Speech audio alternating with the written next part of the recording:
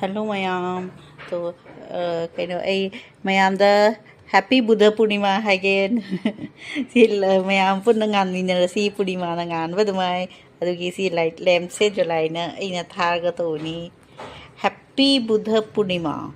Ado mayam kano to si aduga jamna mayam se ing na le na bagi asi week se May gi date 22 dagi na ne 28 for ne kano to gani ba jam sani ba due to equinox mane sun se directly equator ki mathak ta lakni ba adugi masa se nungai ro dehydration ka oigani adugi ising se mayam thakpi ko adu phajana adugi aina mayam da happy Buddha Purnima मैं water dispenser नहीं तो हुदी Maggi 22 दगी नने Maggi 24 वो जामना इसिंग थो है ये अदो मैं